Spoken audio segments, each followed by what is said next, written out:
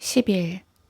이제 살펴볼 구절은 사도행전 2장 38절인데 이 구절은 카톨릭과 캠벨주의자들이 성령을 받으려면 물침례를 받아야 한다는 가르침의 근거 구절로 사용하는 전형적인 구절이다. 베드로가 그들에게 답변하기를 회개하라. 그리고 죄들을 사함받은 것으로 인하여 너희 각자는 예수 그리스도의 이름으로 침례를 받으라. 그리하면 너희가 성령의 선물을 받으리라. 진리는 완전히 왜곡되고 사사로운 해석들이 난무하는 이 구절을 살펴보기 전에 잠시 상황 설명을 하고 넘어가야겠다. 구원받기 위해 믿음과 행위가 모두 필요하다고 말하는 구절들은 유대인 또는 이스라엘을 대상으로 하고 있음을 우리는 여러 번에 걸쳐서 배웠다. 어떤 침례교 목사들은 어느 시대의 어떤 사람이든지 오직 은혜로만 구원받는다고 주장하면서 아브라함이 율법 이전에 구원받은 것으로 이를 증명하려 든다. 그러나 이 생각 역시 구약에서 율법 아래 있던 삼손과 사울, 다윗 이 세 명의 인물만 살펴보더라도 잘못된 것임을 금방 알 수 있다. 사울의 경우는 하나님의 영이 임하셨다가 떠나신 뒤 다시는 돌아오지 않았다. 삼손의 경우는 하나님의 영이 임하셨다가 떠나가셨지만 다시 돌아오셨다. 하나님의 영을 소유했던 다윗은 시편 51편에서 주의 거룩한 영을 거두어 가지 마시라고 기도했다. 시편 51편 11절. 그리고 주님은 그에게서 떠나가지 않으셨다. 이러한 구약의 상황이 신약의 다음과 같은 구절과 얼마나 큰 차이가 있는지 충분히 깨달아야 한다. 성령님께서는 그리스도의 몸 안으로 들어온 거듭난 하나님의 자녀를 향해 이렇게 말씀하신다. 하나님의 거룩한 영을 슬프게 하지 말라. 너희가 그로 인해 구속의 날까지 인치심을 받았느니라. 에베소서 4장 30절. 예수 그리스도께서도 성령님에 대해 요한복음 14장 17절에서 이렇게 말씀하셨다. 이는 그가 너희와 함께 거하시며 또 너희 안에 계실 것임이라. 또 요한복음 14장 16절에서 이렇게 말씀하셨다. 또 내가 아버지께 기도하겠고 그분께서 다른 위로자를 너희에게 주시리니 그가 너희와 함께 영원히 거하시리라. 성령께서는 거듭난 하나님의 자녀와 함께 영원히 거하신다. 구약과 신약의 이러한 차이를 어떻게 설명할 수 있는가? 성령께서는 사울과 함께 영원히 거하지 않으셨다. 성령께서는 삼손과도 영원히 거하지 않으셨다. 성령께서는 삼손에게 임하셨다가 다시 떠나셨다. 성령께서는 다윗과 함께 영원히 거하셨으나 그로부터 떠나가실 수도 있었다. 다윗의 기도를 보면 이 사실을 분명히 알 수 있다. 이러한 사실들을 통해 하나님께서 민족적으로서의 이스라엘을 다루시는 것과 그리스도의 몸 안으로 들어온 하나님의 자녀 개개인을 다루시는 것에는 명백한 차이가 있음을 알아야 한다. 유대인에게 해당되는 구절을 훔쳐다가 그리스도인에게 적용시키기 전에 성경은 1차적으로 유대인의 책인 것을 상기하는 편이 더 나을 듯 싶다. 하나님의 계획 안에서 유대인의 위치가 어떠한지를 올바로 나누어 공부하지 않고서는 진리의 지식에 영원히 결코 이룰 수 없다. 유대인과 거듭난 그리스도인의 차이를 가장 극명하게 보여주는 대표적인 구절이 바로 사도행전 2장 38절이다. 베드로가 그들에게 답변하기를 회개하라. 그리고 죄들을 사함받은 것으로 인하여 너희 각자는 예수 그리스도의 이름으로 침례를 받으라. 그러면 너희가 성령의 선물을 받으리라. 이보다 더 완벽한 예는 찾아볼 수 없을 것이다. 자기 안에 영생이 있는 것을 아는 구원받은 성도는 절대로 사도행전 2장 38절을 구원의 근거 구절로 붙들지 않는다. 이 구절을 붙드는 캠벨주의자나 카톨릭 신자들은 하나같이 그리스도인이 구원을 잃어버릴 수 있다고 믿는다. 그러나 이 구절의 문맥은 그리스도인이 아니라 이스라엘을 다루고 있다. 사람들이 이것을 제대로 구분하지 못하기 때문에 이 구절은 자기가 그리스도인이라고 믿는 무수한 사람들을 지옥에 보내기 원하는 마귀가 써먹기에 매우 유용한 구절이 되어버렸다. 할례 받고 돼지고기를 먹지 않으며 안식일을 지키고 성전에서 경배드리는 유대인인 시몬 베드로는 이렇게 말한다. 베드로가 그들에게 답변하기를 회개하라.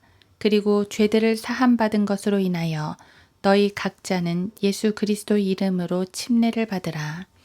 그러면 너희가 성령의 선물을 받으리라. 이 약속은 너희와 너희 자녀에게 한 것이며 또한 먼 곳에 있는 모든 사람과 주 우리 하나님께서 부르실 모든 사람에게 하신 것이라고 하더라. 사도행전 2장 38에서 39절. 베드로는 우리 주 하나님이라고 말하고 있다. 그리스도인 개개인은 하나님을 우리 하나님이 아니라 나의 하나님이라고 부른다.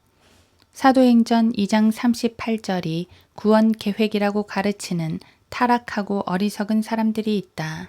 그들은 죄들을 사함받은 것으로 인하여 예수의 이름으로 침례를 받아야 한다고 가르친다.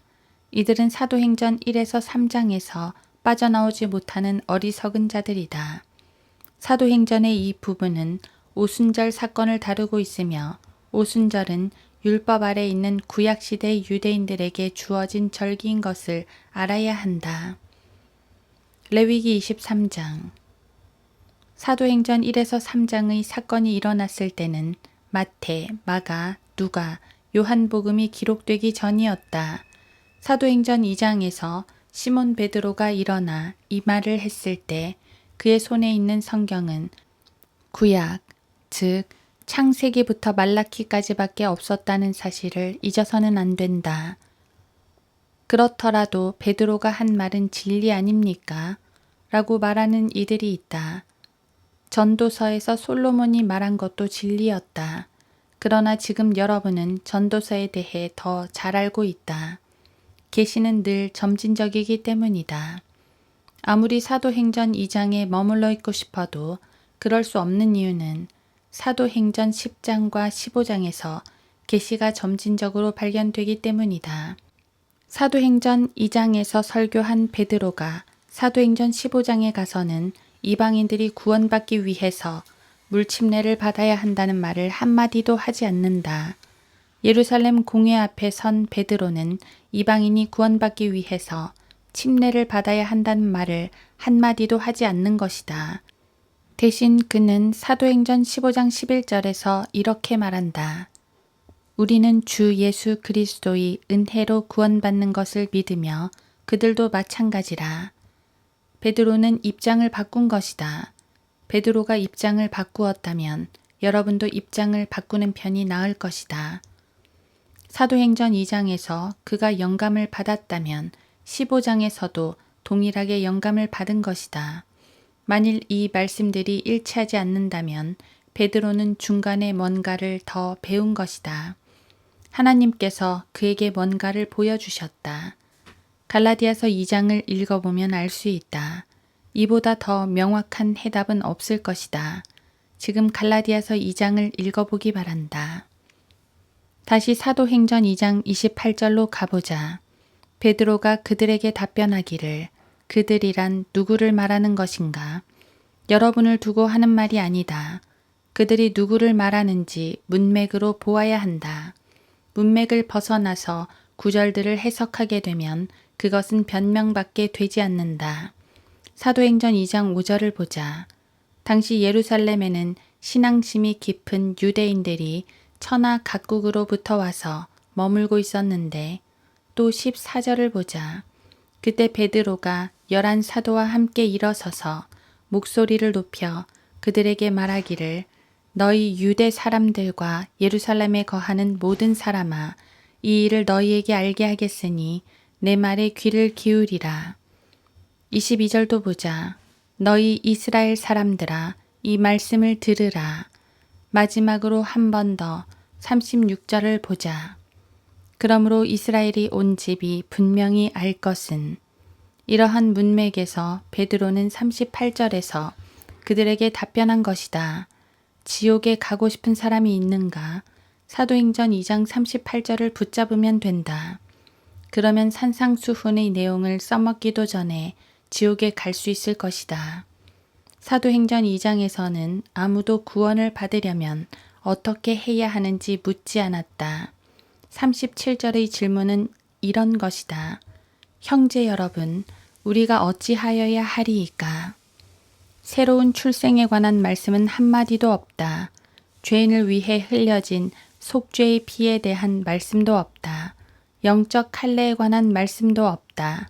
결론적으로 사도행전 2장 38절은 그리스도인에게 적용할 수 없는 말씀이다.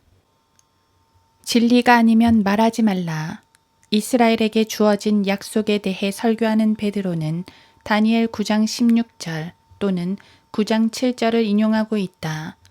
오 주여, 주의 모든 의에 따라 내가 주께 간구하오니 주의 노여움과 주의 분노를 주의 도성 예루살렘과 주의 거룩한 산에서 돌이키소서.